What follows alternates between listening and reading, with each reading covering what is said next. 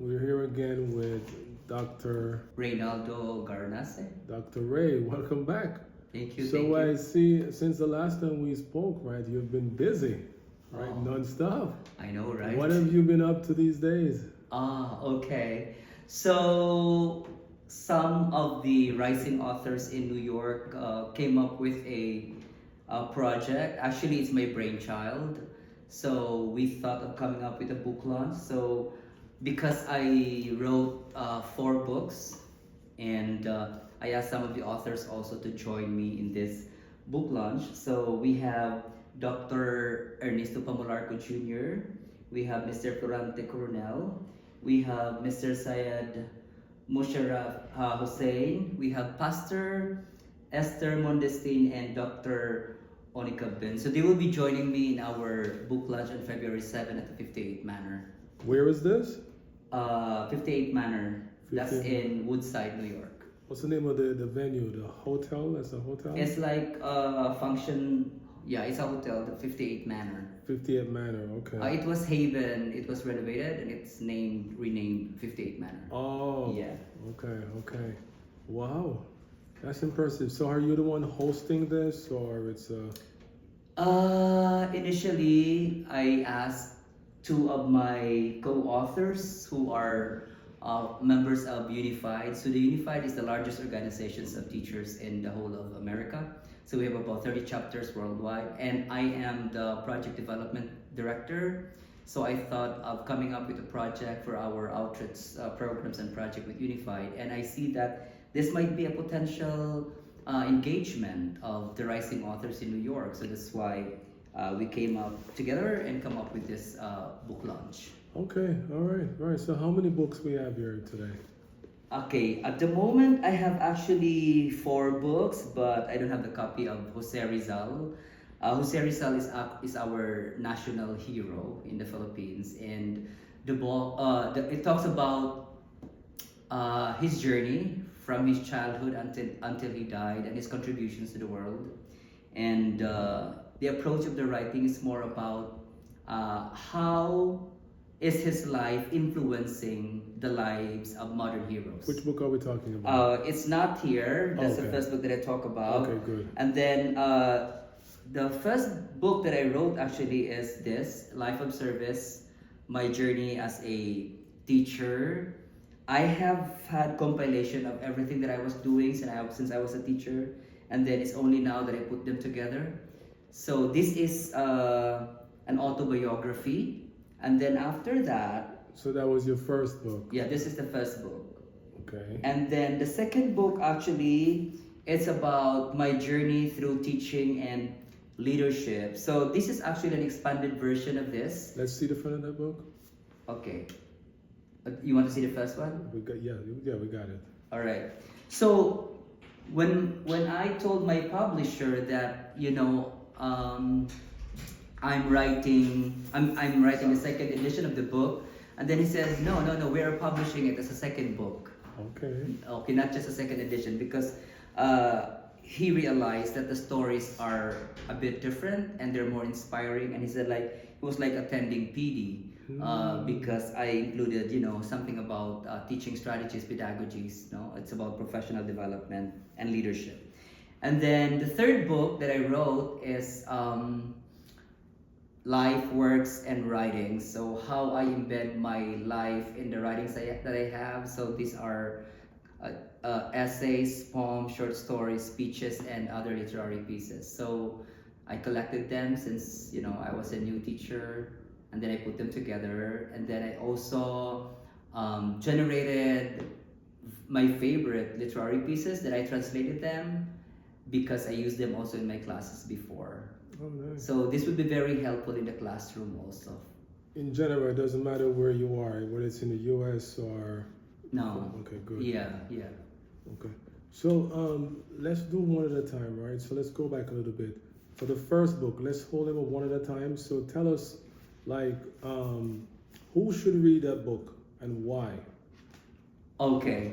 So this is something inspirational. So it's about a journey. So this would Let's see the front and then talk about this it. would inspire the teachers, no? So as they journey in their respective careers. So I have uh, 15 chapters here only. I have 15 chapters here. So, for example, chapter 1 talks about the roots that hold me. So it talks about me, and then chasing knowledge with purpose, teaching as a calling, education beyond the classroom, a champion for inclusivity, what's my vision globally. I also talk here about research, which is a fuel for innovation. And then I talk about the trials and triumphs of a teacher.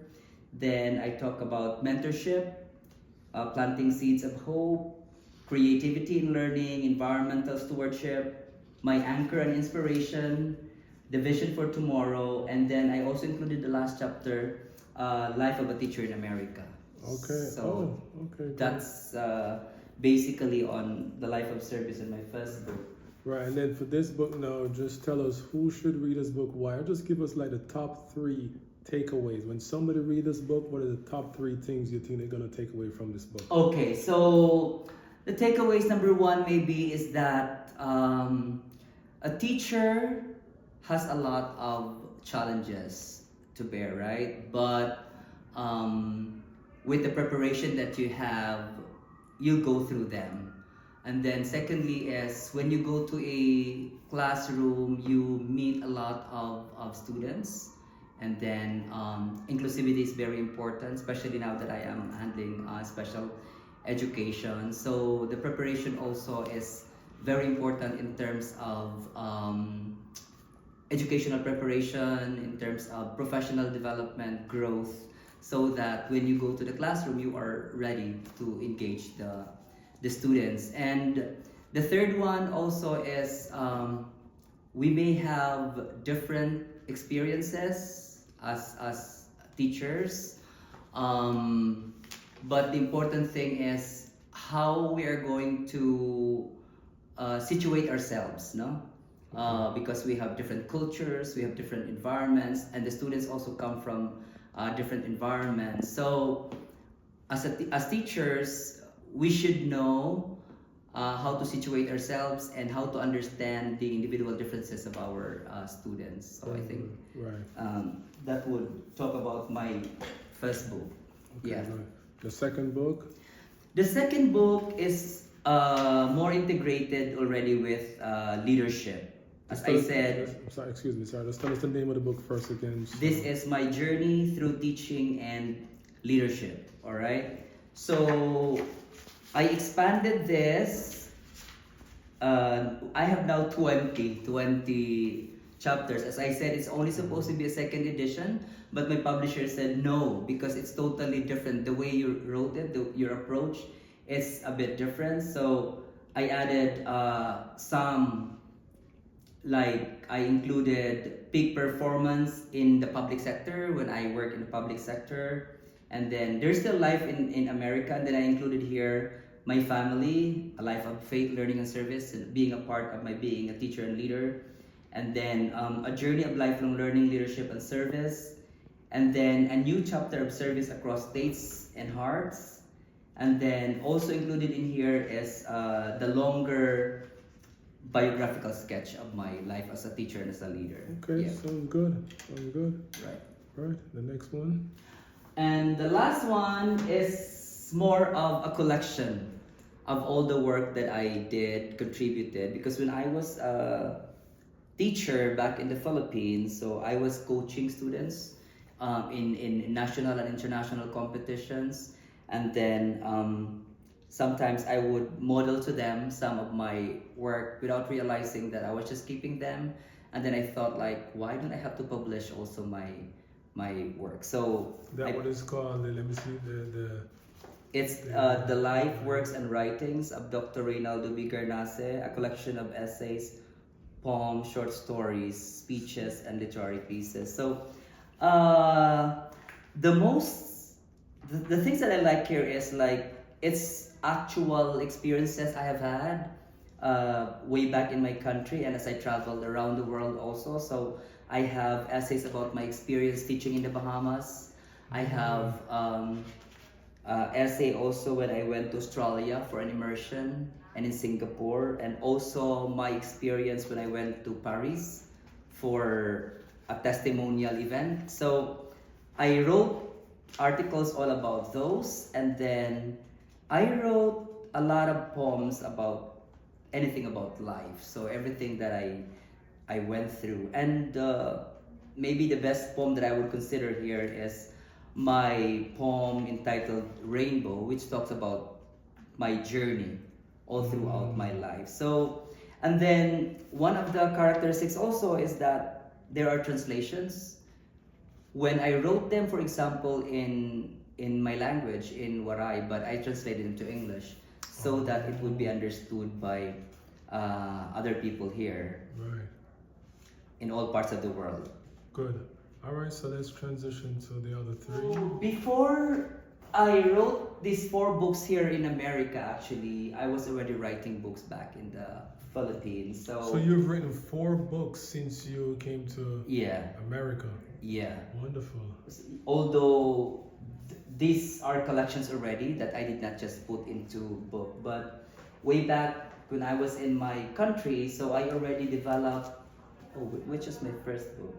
This is my first book. So this is an anthology of Asian and African literature. So since I came from Philippine Science High School, and it has a different curricula, so the materials are usually coming from different books, right? And then we should provide authentic materials to the children. So on my first year of teaching this anthology, Asian and African literature, it was so hard for me to gather the material. So what I did, I started collecting all the materials that I would use for the book. And then after that, I compiled everything, and then I put all other things that I have to do, like introductions, activities that I'm going to do with the topics that I have. So like for example, I included here letter to Pedro, US citizen, also called Pete. So I would put there pre-reading activities, post-reading activities, what would be the reinforcement activities, what would be the comprehension questions. So it's like an anthology. So But it's a real textbook. It's written like a lesson per day, like a lesson by lesson basis. right. Yeah, So and based on syllabus. So we Right. have the syllabus. I put them all together into a book as an anthology, and then what strategies am I using for every lesson? So in other words, if a teacher uses this, so this would guide the teacher how to teach a subject, because Wonderful. everything is here. Wonderful. Right. So, but these are not my literary pieces. These are literary pieces of experts Right. that I you put just, together. right. You just like Right. Compiled everything, Yeah. put introduction to it, put comprehension questions, put assessment, activities that we're going to do, and Or then a more fancier word would be like you're a curator. You curate Right. all of these pieces. right. But what is beautiful about this is I included my students to produce materials. Like this picture, for example, is drawn by my students.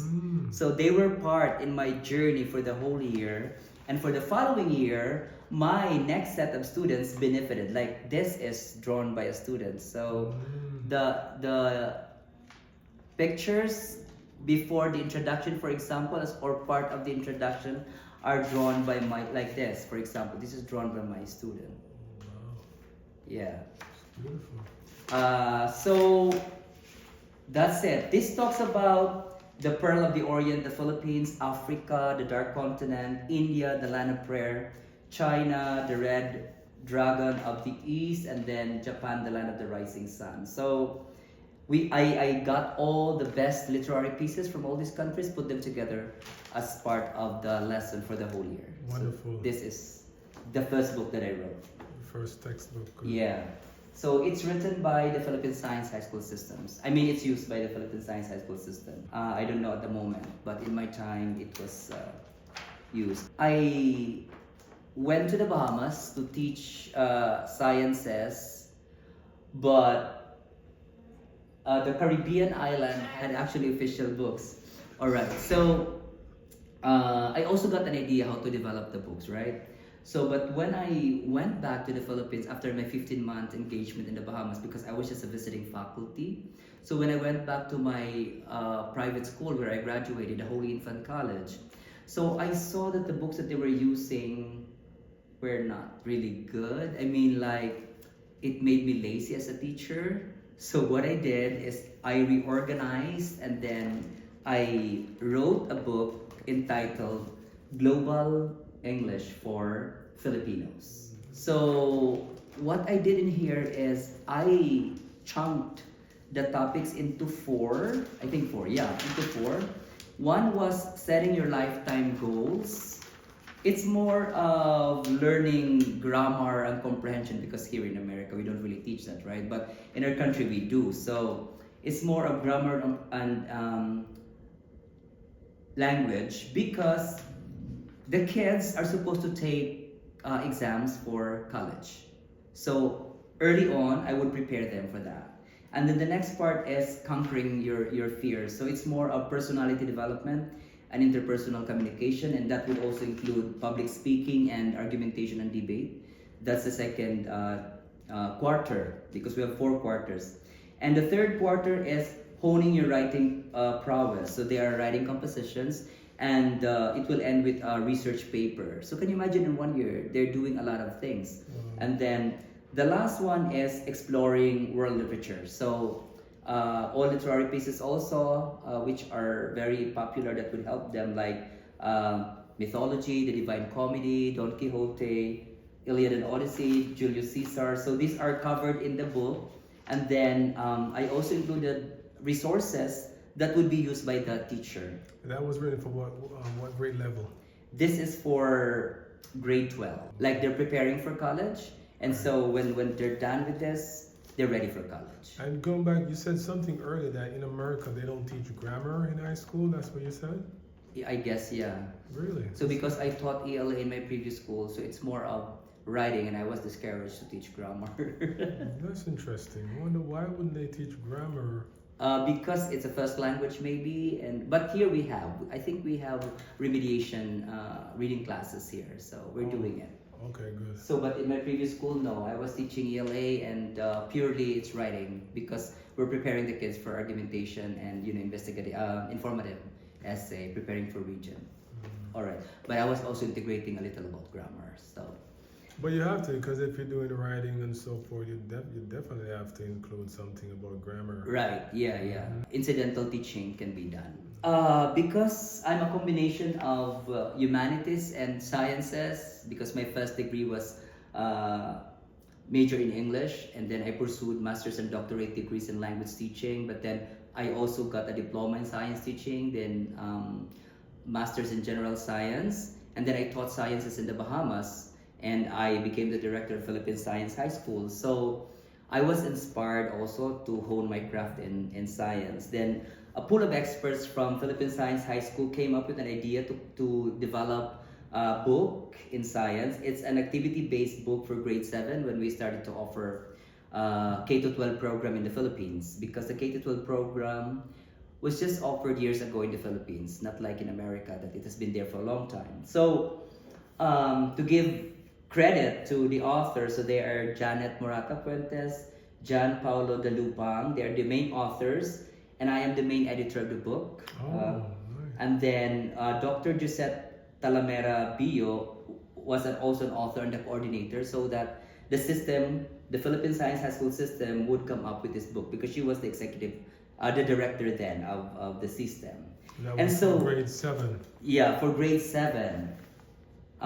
This is an activity based. It's a very beautiful book. So this is published by IEMI, actually, Innovative Educational Materials in the Philippines.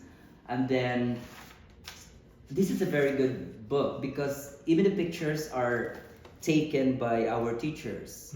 So we put them together. And I also got the inspiration from the Bahamas because in the Caribbean island, our materials are authentic. So we get them from within the locality. So that's what we did. We put photos together.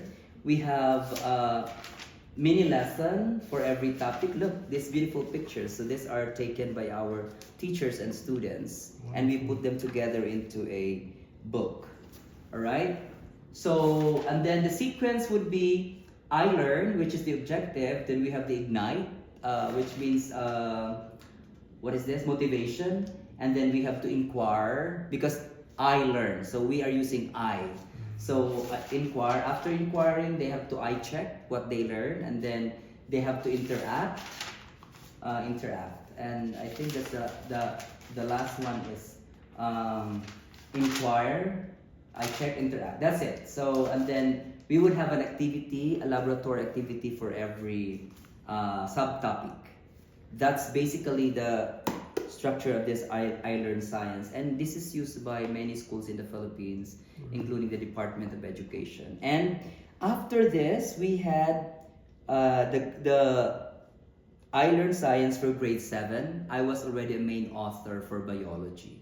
Wonderful. So I was a main author for biology. So these were the books. I also edited and wrote some books, but they're not here with me. So All right, good. About the books, right? So which of your 6 books, the ones you have here, which of your 6 books was the most challenging to write and why? the most challenging to write for me maybe would be science, the science books, because it's a collaboration of many authors, and like I'm not really an expert in science, you know, it was a bit difficult. And that time there was no AI yet. Like everything you have to write from your head.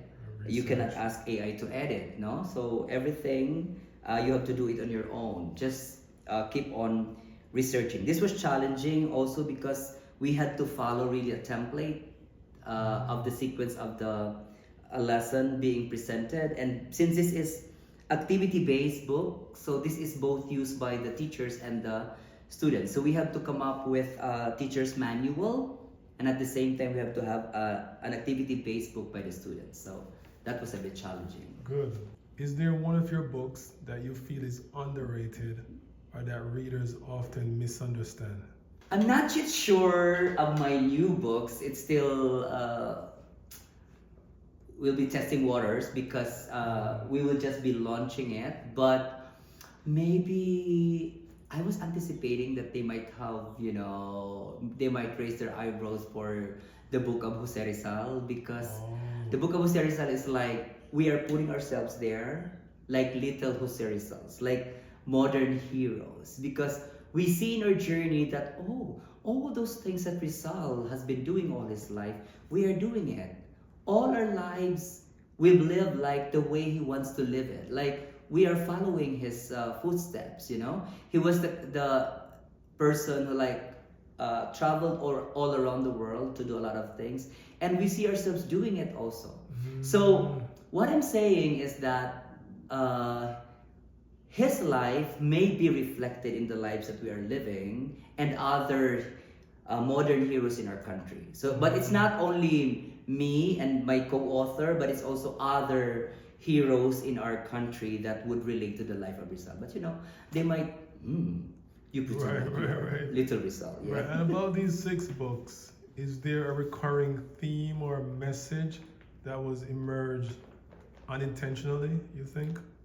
Well, yeah. I think if we put it together, it's all about teaching and leadership. Teaching and leadership. Yes, it's all Okay. about teaching and leadership. So, like how you develop your craft in teaching with all the pedagogies, but we put all together the experiences, right?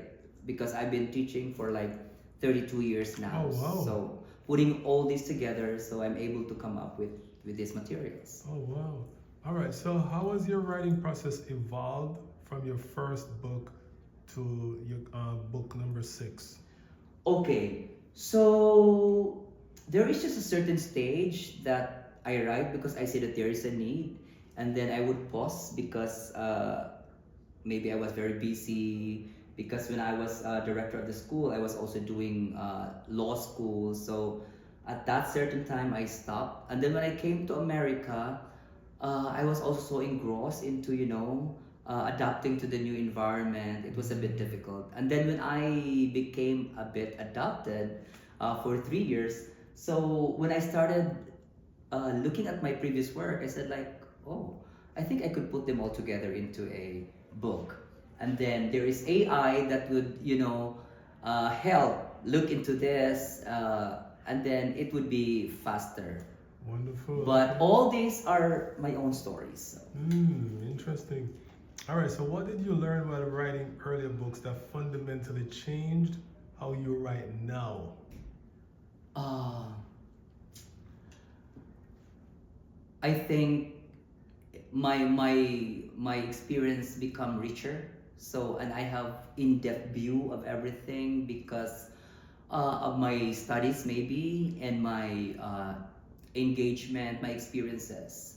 Pursuing 4 master's degrees and do 2 doctorate degrees, like maybe widen my horizon Wow. and going through a lot in terms of teaching and leadership. So from being a classroom teacher, becoming an international teacher, becoming a director of the school, and then becoming an administrator of a university. So all these put together, changed my perspective of things and helped me improve also my writing skills. Other than my exposure also to other parts of the world and meeting a lot of people, hearing their stories, and so all these I put together in my books.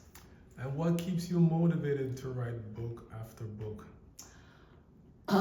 We're not going to live eternally, so by writing books, then we are immortalized. So we are leaving legacies to the next generation. So maybe when they read this, they would get bits of inspiration and information for them also to relate and maybe apply later on. Because as my publisher said, your books are like inspirational. So they are giving a lot of beautiful stories Wonderful. of life.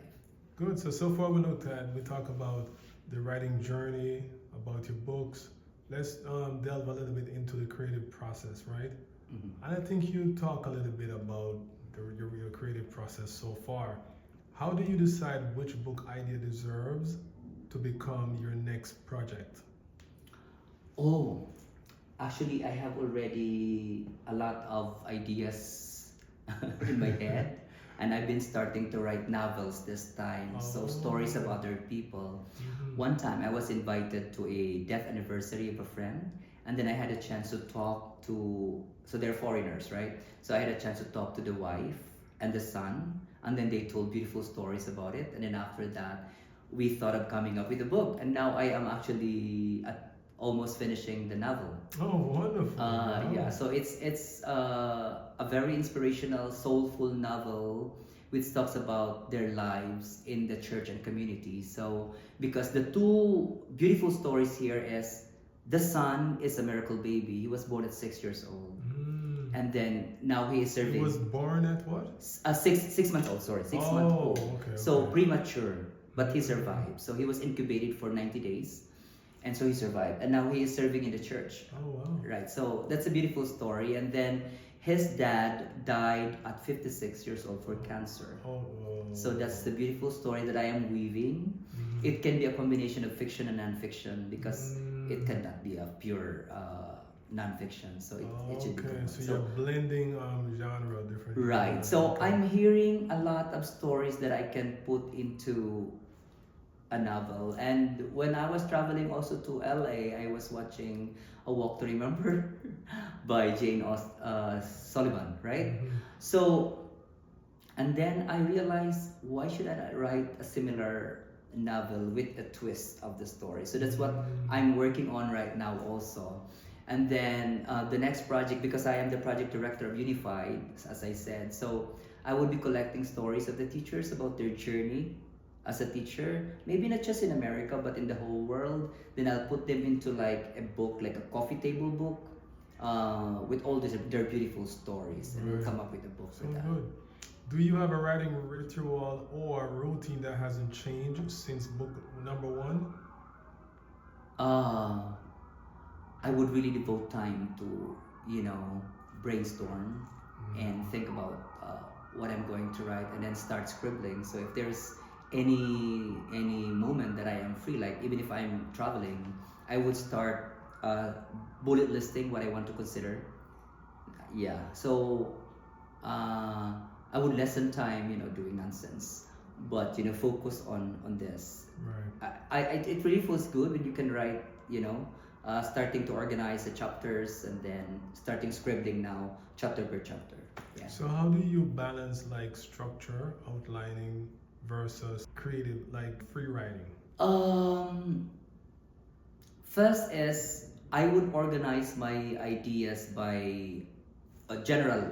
What is it that I want to write about, and then I would make an outline. These are the things that I want, and then I would start writing bullet lists of what I want for each chapter that I'm going to include, and then I would start now writing the piece.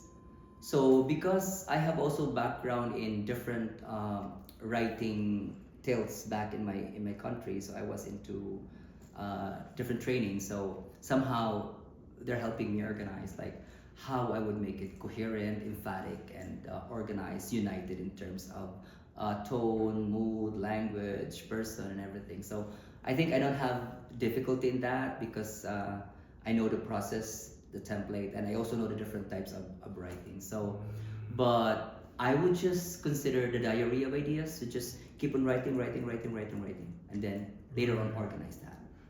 Okay, good. Let's go behind the scenes a little bit. What's a moment in your writing career that changed everything for you? Uh, Maybe some people would like connect with me and say like, "Wow, you are already a rising author." I say like, "No, it's nothing." So I really don't see it like changing me, but it's like my motto in life is live like it's your last.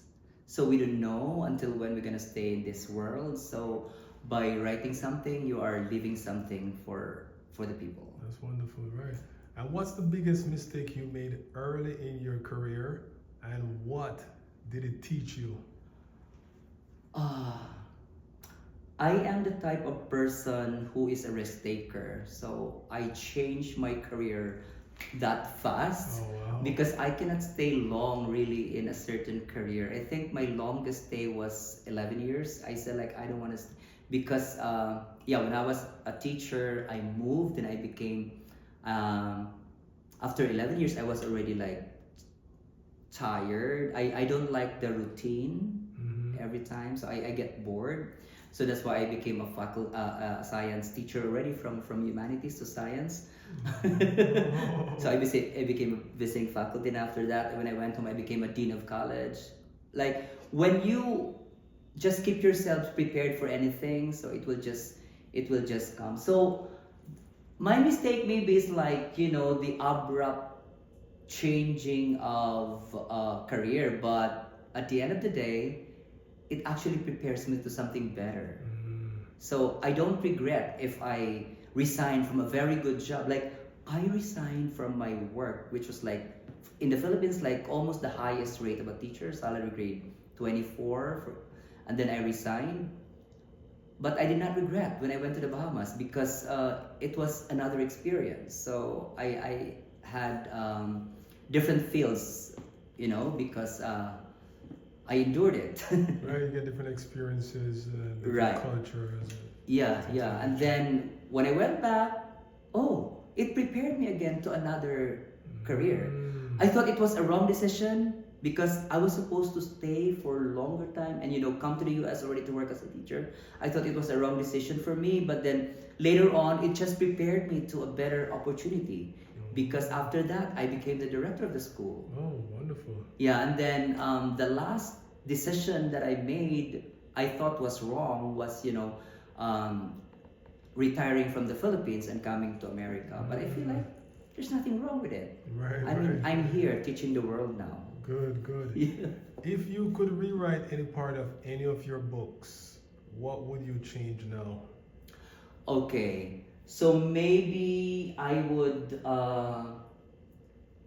actually in my life journey, it's not really detailed. So if I would change it so that it would be more inspirational and they would get more or less, because I want also to protect other people. Oh, That's makes why sense. it's like my publisher said, like, I love reading it because it's not detailed, but you would know the story, and it's the approach is light. The approach is light. So if I would change, maybe I would write really the more detailed scenes of my life because it's not really there. What's the best advice you would give to someone writing their first book? All right. So the first thing that you have to consider is, what is your story as a person? What is your passion? What do you like doing? Because by knowing yourself, then you have something to write. That's basically what I'm doing right now, like, getting into myself and then later on expanding it to other people, because I see that in what can I do, and then I start to know other people whom I can relate, and who can relate also with me. And now when you have that, then you can expand your horizons, and that's what I'm doing now. So I'm reaching out to other people to tell their stories, their beautiful stories to the world. All right. And what myth about authors or publishing do you wish you could correct? The myth that it's difficult to write, that you have nothing to write. Every person has a story. Okay? So, and then the style of writing can just be learned, but the most important thing is the story. So even if it's not your own story, if you can ask other people about their stories, or what you have been doing, what you've been compiling, and what other people can say, then you can write a good story. So what do you think separates authors who publish one book from those who build a long-term career? Well, if you are not yet a renowned author, so it would be hard to sell your book because you're still establishing your name. So just like us, we're still rising authors here in New York. Although I would say in the Philippines, a bit our names are already, a bit popular. Okay. You're a star. Okay, but for those published authors, like, they don't even have to ask. They just have to buy because they know that the book is a quality one because they have read the previous publications. Yeah. Oh, good. And just wrap it up. Future projects. I think we talk about how do you choose what story you want to tell next. We talk about that. Are there genres or topics you haven't explored yet but want to?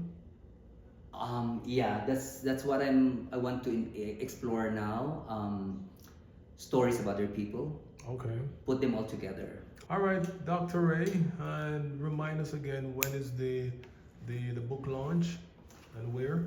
All right, so actually it's tomorrow. So Tomorrow, February 7th. yeah, it's tomorrow. So I am inviting everyone to be in our book launch at the 58th Manor in Woodside, New York. So there are 6 rising authors of New York who will be there, and it will be an entertainment also. So, like, we will serve food, and then we will have a short program to introduce the works of the rising authors, and then we have a band and we have singers. Oh wow! What time it begins? It will begin at 6 o'clock. 6 o'clock. And is there any how can I get tickets?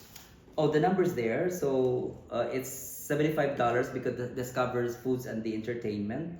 And then it's 718-413-3114. It goes to YSGF, an organization that sponsors our event. And then proceeds of this would not actually go to us as authors. Partially, yes.